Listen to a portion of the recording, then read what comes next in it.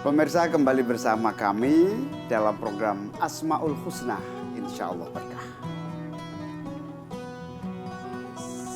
Asik banget ngobrol Gus, Kiai. Kalau saya ikut nanya boleh nggak Kiai? Boleh, Gus? boleh.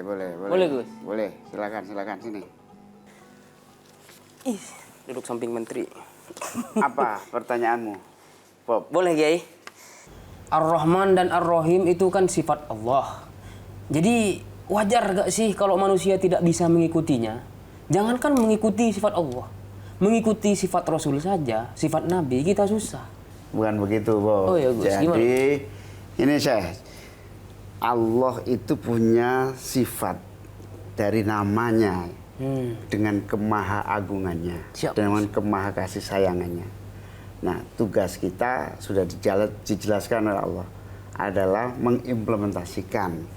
Kewajiban manusia adalah mengejawantahkan sifat Ar-Rahman dalam praktek kehidupan sehari-hari. Bukan kamu menjadi Ar-Rahman, bukan.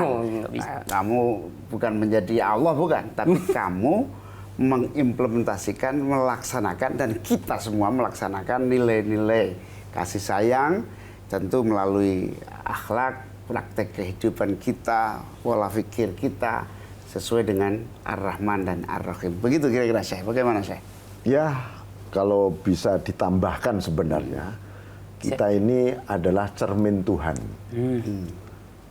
Cermin bukanlah orang yang bercermin, itu pantulan. Jadi yang kita raih dari Allah adalah pantulan dari sifat Rahmannya Allah memantul di dalam jiwa kita, maka pantulannya adalah wujud kasih sayang kita terhadap sesama. Maka dari kasih sayang itu akan lahir pemaafan. Lahir pula kepedulian, lahir pula sifat menolong. Banyak sekali sifat-sifat yang kemudian melahirkan ini loh karakteristik yang dicintai oleh Allah. Nah, ini pula yang sebenarnya akan menggerus pelan-pelan ataupun dengan kesadaran yang cepat, dan kesadaran itu pasti dari hidayah Allah juga, apa yang disebut kekerasan. Nah, itu. Siap. Jadi fenomena kekerasan itu akibat akhlak dan perilaku kita yang tidak mencerminkan asma Allah, yang Ar-Rahman dan yang Ar-Rahim itu. Ya. Sehingga yang kita harus laksanakan adalah bagaimana agar Asmaul Husna, khususnya Ar-Rahman Ar-Rahim ini benar-benar tertanam dalam kehidupan kita melalui keyakinan kita dan praktek akhlak kehidupan kita sehari-hari. Nah, Rasulullah itu juga sebagai salah satu utusan Allah yang memang untuk menjadi rahmatan lil alamin, menjadi kekuatan yang menyayangi seluruh alam semesta. Dan tentu keteladanan sebagai kekuatan rahmatan lil alamin ini harus terinternalisasi dalam kehidupan yang konkret. Nah, dengan semangat itu bagaimana, Syekh, agar kita bisa mudah melaksanakan nilai-nilai itu?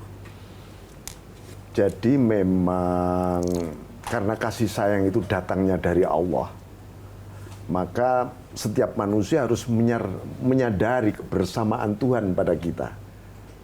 Allah menyertai kita itu artinya dengan segala kasih sayangnya menyertai kita. Maka akan mengalirlah kasih sayang itu dari kita kepada sesama juga, kepada alam semesta. Dan kalau itu yang terjadi sebenarnya ya ini akan terjadi peradaban yang luar biasa. Kita menginginkan manusia itu bangkit, tapi harus bangkit bersama Allah. Bersama kasih sayang Allah, bersama asma dan sifat Jadi Allah. Jadi internalisasi itu kita menghayati Allah selalu bersama kita. Allah ada di dalam diri, kebersamaan betul. dalam kita. Betul. Jadi tanpa demikian manusia nanti akan sulit mengontrol dirinya, karena memang manusia ini lemah, nggak berdaya, dan butuh Allah manusia ini. Kalau misalkan ada manusia yang beliau merasa lebih berkuasa daripada yang lain, itu bagaimana, Pak? Apakah itu mencerminkan dia tidak maha mengasihi rakyat-rakyat kecil atau bagaimana itu dia ya? Bagaimana saya ini saya? Ya, saya kira salah satu adab ya di dalam agama itu ada adab, ada akhlak. Jadi kalau di Quran disebutkan wa'mur bil adli wal ihsan, perintahlah kalau dia penguasa dengan adil dan kebajikan. Adil dan kebajikan itu manifestasi sifat rahmannya Allah. Nah, jadi kita letakkan secara proporsional gitu. Jangan sampai ada juga misalnya, wah supaya kekuasaan saya ini dilegitimasi oleh Tuhan, gitu misalnya. Atiullah wa atiur rasul wa ulil amri minkum. Taatlah pada Allah, taat pada Rasul dan pada penguasa. Itu ayat yang harus dibaca rakyat. Bukan ayat yang harus dibaca penguasa. Nanti bisa diktator yang muncul.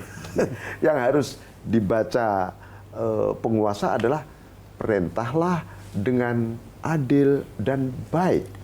Jadi selain kita semua pribadi-pribadi muslim dan muslimah ini mengimplementasikan akhlak Ar-Rahman Ar-Rahim, salah satu kondisi yang harus diciptakan adalah rasa keadilan, rasa kehidupan yang ideal yang diciptakan oleh penguasa, kira-kira gitu, pemerintah atau negara yang menjadikan semua merasa nyaman.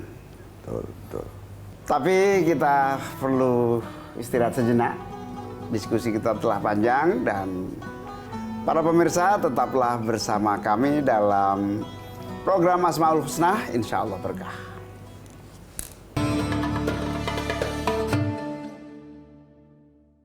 Jelajahi cara baru mendapatkan informasi. Download Metro TV Extend sekarang.